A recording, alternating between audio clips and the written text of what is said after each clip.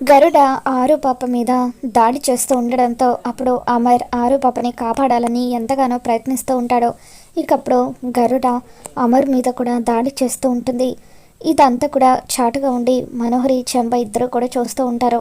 అమర్ మీద గరుడ దాడి చేస్తూ ఉండడంతో అప్పుడు మనోహరి ఎంతగానో కంగారు పడిపోతూ, చెంబ, గరుడ ఏంటి అమర్ మీద దాడి చేస్తుంది? మన టార్గెట్ అమర్ కాదు, ఆ అరుంధతి. ఎట్టి పరిస్థితులను అమర్కి ఏమీ కాకూడదు. పొరపాటున అమర్కి ఏదైనా జరిగితే ఇప్పటి వరకు నేను చేసిందంతా కూడా వృధా అయిపోతుంది. చెప్పు చెంబ, గరుడకి అమర్ మీద దాడి చేయొద్దని చెప్పు అని అంటూ ఉంటే అప్పుడు చెంబ, లేదు మనోహరి, ఇప్పుడు నేను కూడా ఏమీ చేయలేను. గతంలో అమర్ గరుడని షూట్ చేయాలని చూశాడు. అందుకే గరుడ అమర్ మీద చాలా కోపంగా ఉంది. ఇప్పుడు నువ్వు కనుక అమర్ మీద గరుడ దాడి చేయకుండా అడ్డుకోవాలని చూస్తే అప్పుడు అది నీ మీద కూడా కోపం పెంచుకుంటుంది, నీ మీద కూడా దాడి చేస్తుంది, నీ ప్రాణాలు తీసేస్తుంది అని చెప్పి చెంబ మనోహరికి వార్నింగ్ ఇస్తూ ఉంటుంది. దాంతో మనోహరి ఏమీ చేయలేక కంగారు పడిపోతూ అలా చూస్తూ ఉంటుంది. అమర్ ఆరు పాపని ఎలాగైనా సరే కాపాడాలని చెప్పి తన శాయశక్తులా ప్రయత్నిస్తూ ఉంటాడు. ఇకప్పుడు గరుడ అమర్ని కింద పడేసి తన రెండు కాళ్ళతో ఆరు పాపని ఎత్తుకొని తీసుకెళ్ళిపోతూ ఉంటుంది. బుజ్జమ్మ బుజ్జమ్మ అంటూ బురకాలో ఉన్న బాగి ఎంతగానో ఏడుస్తూ ఉంటుంది.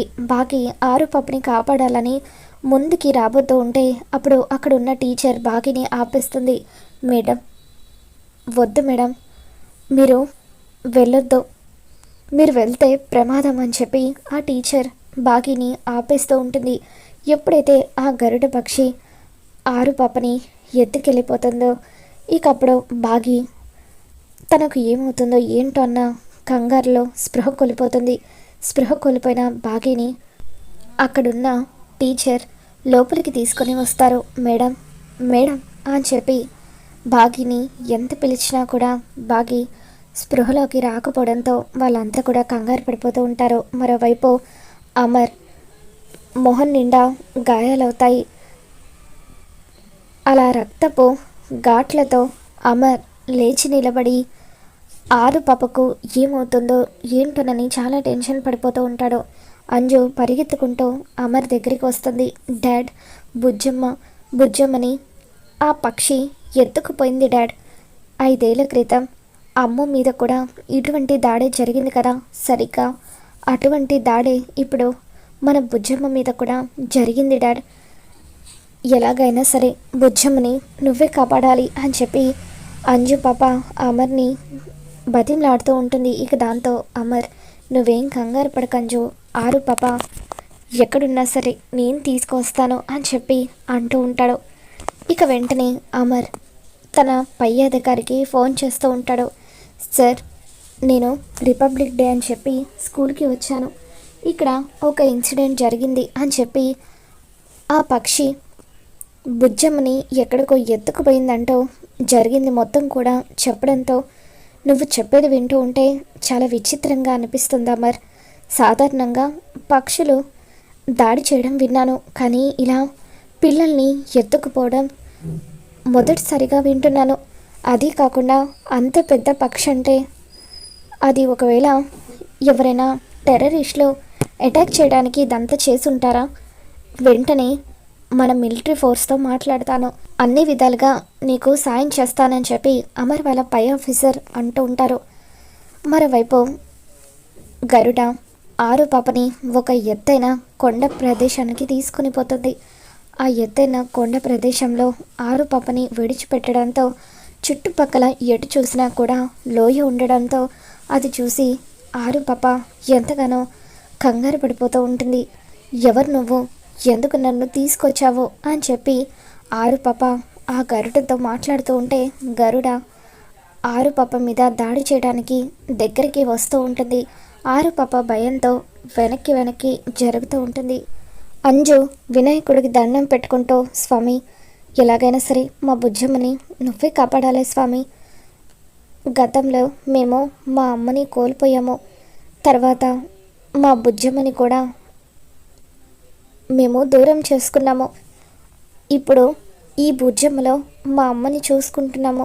దయచేసి మరొకసారి మా అమ్మని మాకు దూరం చేయొద్దు స్వామి. మా బుజ్జమ్మ ఎక్కడున్నా సరే తీసుకువచ్చే బాధ్యత నీదే అని చెప్పి, నువ్వు కనుక మా బుజ్జమ్మను క్షేమంగా మా దగ్గరికి చేర్చినట్లయితే నేను ఒకరోజు మొత్తం కూడా ఉపవాసం ఉంటాను అని చెప్పి అంజు దేవుడికి మొక్కుకుంటూ ఉంటుంది. పిల్లలంతా కూడా ఆరు పాప క్షేమంగా తిరిగి రావాలని చెప్పి దేవుడికి దండం పెట్టుకుంటూ పూజలు చేస్తూ ఉంటారు. ఇక ఇదంతా చూస్తున్న మనోహరి తెగ ఆనందపడిపోతూ ఉంటుంది. సూపర్ చంబా, అమర్ మీద దాడి జరిగినప్పటికీ మొత్తానికి అనుకున్నది సాధించాము. ఆ గరుడ ఆ అరుంధతిని ఈ పాటికి ముక్కలు ముక్కలు చేసి పొడుచుకు తినేసి ఉంటుంది. ఇక నాకు శత్రుత్వం అనేదే లేదు. కూతురు చనిపోవడం తట్టుకోలేక ఆ బాగి కూడా కుమిలిపోయి చచ్చిపోతుంది.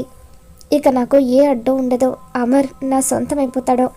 రేపో మాపో ఆ నలుగురిని కూడా హాస్టల్కి పంపించేసి ఆ ఇంటికి నేనే మహారాణిని అవుతాను అని చెప్పి మనోహరి తెగ ఆనందపడిపోతూ ఉంటుంది. యమలోకంలో యమధర్మరాజు కంగారు పడిపోతూ ఉంటారు. ఏంటి ప్రభు, ఏమైంది, ఎందుకు మీలో ఈ కలవరపాటు అని చెప్పి గుప్తా అడుగుతూ ఉంటాయి. అప్పుడు యమధర్మరాజు 5 ఏళ్ల క్రితం అరుంధతి బాలిక ఆత్మ తన సోదరి కడుపున జన్మించిన మృత శిశువు శరీరంలోకి ప్రవేశించింది. అప్పటి నుండి ఆ బాలిక తన కుటుంబానికి దూరం అయ్యి ఎన్నో కష్టాలను ఎదుర్కొంటుంది. ఆ బాలికకు 5 ఏళ్ల ప్రాయం వచ్చింది. వరుసగా ఆ బాలికను గండాలు చుట్టుముట్టబోతున్నాయి. గత జన్మలో ఆ బాలిక ఆయుష్ అర్ధాయుష్గా ముగిసిపోయింది. కానీ ఈ జన్మలో మాత్రం నిండు నూరేళ్ల ఆయుష్ని ఆ భగవంతుడు ప్రసాదించాడు. కానీ ఆ బాలికకు 5 ఏళ్ల ప్రాయం వచ్చిన తర్వాత వరుసగా గండాలు చుట్టుముడతాయని తన జాతకంలో రాసి ఉంది. ఆ బాలికను రక్షించాలంటే ఆ దైవమే దిగి రావాలి. ఇప్పుడు ఆ బాలిక పెద్ద ప్రమాదంలో ఉంది. ఆ మనోహరి బాలిక మరొకసారి ఈ బాలికను అంతం చేయాలని చూస్తుంది. ఆ విషయం గురించే కలవరపడుతున్నాను. గత జన్మలో తన విషయంలో చేసిన పొరపాటు ఈ జన్మలో చేయకూడదని నేను ఇంతలా ఆలోచిస్తున్నానని చెప్పి యమధర్మరాజు గుప్తాతో అంటూ ఉంటారు. ఇక దాంతో గుప్తా, ప్రభు మరి ఇప్పుడు ఆ బాలికను ఎవరు కాపాడతారు అని చెప్పి అంటూ ఉంటే, అదే నేను కూడా ఆలోచిస్తున్నాను గుప్తా, అంతా కూడా ఆ జగన్నాథుడి దయ అని చెప్పి యమధర్మరాజు అంటూ ఉంటారు. ఇక సడన్గా ఒక పక్షి అరుంధతిని కాపాడడం కోసం అని చెప్పి అటువైపుగా వస్తుంది. గరుడ ఆరు పాపని కిందికి తోసేస్తూ ఉండడంతో ఆ పక్షి గరుడతో పోరాడి గరుడను అంతం చేసేస్తుంది. కింద పడిపోతున్న ఆరుని తన మీద ఎక్కించుకొని ఆ పక్షి కిందికి తీసుకొని వస్తుంది. పక్షి మీద కూర్చొని వచ్చిన ఆరు పాపను చూసి అందరూ కూడా షాక్ అవుతారు. అప్పటి వరకు ఆనందంగా ఉన్న మనోహరి, చెంబ ఇద్దరు కూడా ఆరుని చూసి భయంతో వణికిపోతూ ఉంటారు. ఏమండి అని చెప్పి ఆరు పాప అమర్ని గట్టిగా హక్ చేసుకుంటుంది. ఇక ఇదంతా చూస్తున్న బాకీ కూడా చాలా ఆనందపడిపోతుంది. నీకేం కాలేదు కదా బుజ్జమ్మ అని చెప్పి అమర్ అంటూ ఉంటాడు. లేదండి, నాకేం కాలేదు, ఇదిగో ఈ పక్షి నన్ను కాపాడింది అని చెప్పి ఆరు పాప ఆ పక్షిని చూపిస్తూ ఉంటే, ఇకప్పుడు అమర్ ఆ పక్షికి దండం పెడుతూ మా బుజ్జమ్మను కాపాడినందుకు చాలా థ్యాంక్స్ అని చెప్పి అంటూ ఉంటాడు. బాగి వాళ్ళ ఇద్దరిని చూసి చాలా ఎమోషనల్ అయిపోతూ ఉంటుంది. ఏమండి, మీరు వెంటనే హాస్పిటల్కి వెళ్ళి ట్రీట్మెంట్ చేయించుకోండి అని చెప్పి నా కోసం మీరు ఆ పక్షితో చాలా పోరాడారు అని చెప్పి ఆరు పాప అంటూ ఉంటే, పర్వాలేదు బుజ్జమ్మ, నీకైతే ఏం కాలేదు కదా, నేను రాతోడు ఇంటి దగ్గర డ్రాప్ చేస్తాడు, జాగ్రత్తగా వెళ్ళని చెప్పి అమర్ అంటూ ఉంటాడు. సరే అండి, బాయ్ అక్క, బాయ్ అంటూ అంజు కూడా బాయ్ చెప్పి ఆరు పాప అక్కడి నుండి వచ్చేస్తుంది. బాగి కూడా ఆశ్రమానికి వచ్చేస్తుంది. మరోవైపు అమర్ ఇంటికి వచ్చిన తర్వాత జరిగిన విషయం గురించి పదే పదే ఆలోచిస్తూ ఉంటాడు. ఇక అలా జరిగింది మొత్తం ఆలోచించిన తర్వాత రాతోడు అమర్ దగ్గరికి వచ్చి, సార్ మీరేం ఆలోచిస్తున్నారో నేను అర్థం చేసుకోగలను. సరిగ్గా 5 ఏళ్ల క్రితం అమ్ము పాప మీద కూడా ఇటువంటి దాడే జరిగింది. మళ్ళీ బుజ్జమ్మ మీద ఇటువంటి దాడి జరిగింది. చూస్తూ ఉంటే ఎవరో ఇదంతా కావాలని చేస్తున్నట్టుగా నాకు అనిపిస్తుంది సార్ అని చెప్పి రాథోడ్ అంటూ ఉంటాడు. అవును రాథోడ్, నాకు కూడా అదే అనిపిస్తుంది. నేను వెంటనే స్వామీజీతో మాట్లాడాలి. స్వామీజీతో ఈ విషయం గురించి మాట్లాడితే ఖచ్చితంగా ఏదో ఒక క్లారిటీ వస్తుంది. బుజ్జమ్మకు నాకు ఏంటి సంబంధమో నేను తెలుసుకోవాలని చెప్పి అమర్ రాథోడ్తో అంటూ ఉంటాడు. మరోవైపు చెంబ మనోహరి అరుంధతితో పెట్టుకుంటే ఏం జరుగుతుందో ఇప్పటికైనా నీకు అర్థమైందా? అరుంధతికి దైవశక్తి అండగా ఉంది కాబట్టి తనను నువ్వు ఏమీ చేయలేవు. ఇప్పటికైనా నీ ప్రయత్నం మానుకో అని చెప్పి చెంబ మనోహరిని హెచ్చరిస్తూ ఉంటుంది. ఇక దాంతో మనోహరి, లేదు చెంబ, ఎట్టి పరిస్థితులను అమ్మని సొంతం చేసుకోకుండా నేను ఉండలేను. నా ప్రాణాలు పణంగా పెట్టైనా సరే అమ్మని సొంతం చేసుకొని తీరుతాను అని చెప్పి మనోహరి అంటూ ఉంటుంది. తర్వాత రోజు ఉదయాన్నే అమర్ స్వామీజీ దగ్గరికి వస్తాడు. స్వామీజీతో జరిగిన విషయం గురించి మొత్తం కూడా చెబుతాడు. ఇక దాంతో స్వామీజీ తన దివ్య దృష్టితో ఏం జరిగిందో మొత్తం కూడా తెలుసుకుంటూ ఉంటారు. అసలు బుజ్జమ్మకు మా ఇంటికి ఏంటి సంబంధం స్వామి? ఎందుకో 5 ఏళ్ల క్రితం నా పెద్ద కూతురికి జరిగినట్టే ఇప్పుడు బుజ్జమ్మకు జరిగింది అని చెప్పి అమర్ అడుగుతూ ఉంటాడు. ఇక దాంతో స్వామీజీ, ఎందుకంటే ఆ పాప నీ కన్న కూతురు కాబట్టి అని చెప్పి అమర్కి నిజం చెప్పడంతో బుజ్జమ్మ తన కన్న కూతురు అన్న నిజం తెలుసుకుని అమర్ ఒక్కసారిగా షాక్ అవుతాడు. సార్, దీని వెనుక ఖచ్చితంగా ఎవరిదో కుట్రుంది సార్. అందుకే అమ్ముకి జరిగినట్టుగానే బుజ్జమ్మకు కూడా జరిగింది. వెంటనే ఆశ్రమానికి వెళ్ళి మిస్సమ్మని పాపను తీసుకువచ్చేద్దాం పదండి సార్ అంటూ రాథోడ్ అమర్కి చెప్పడంతో ఇకప్పుడు అమర్ బాగిని ఆరు పాపని ఇంటికి తీసుకురావడం కోసం అని చెప్పి ఆశ్రమానికి పరుగులు తీస్తాడు. ఇక అప్పుడే బాగి ఆరు పాపని పట్టుకొని ఎంతగానో ఎమోషనల్ అవుతూ ఉంటుంది.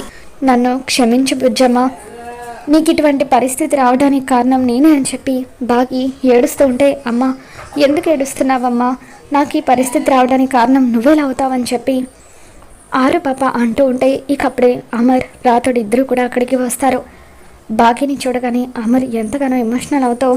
ఎందుకు బాగి, ఎందుకు నువ్వు నన్ను వదిలేసి పాపని తీసుకొని దూరంగా వచ్చేసావని చెప్పి అంటూ ఉంటే ఇక అప్పుడు బాగి పంతులు గారు జాతకం గురించి చెప్పిన విషయం గురించి అమర్కి నిజం చెప్పేస్తుంది. ఇక దాంతో అమర్ బాగి, ఇకపై ఒక్క క్షణం కూడా నువ్వు బుజ్జమ్మ ఇద్దరు నాకు దూరంగా ఉండడానికి వీల్లేదు. మన కుటుంబంలో ఏం జరుగుతుందో దీని వెనక ఎవరి వస్తూ ఉందో అదంతా కూడా నేను తెలుసుకుంటానని చెప్పి బాగిని బుజ్జమ్మను ఇంటికి తీసుకొని వస్తాడు. మరి రాబోతున్న ఎపిసోడ్లో ఏం జరగబోతుందో మళ్ళీ మన ఛానల్లో తెలుసుకుందాం. ఈ వీడియో మీకు నచ్చినట్లయితే తప్పకుండా లైక్ చేయండి.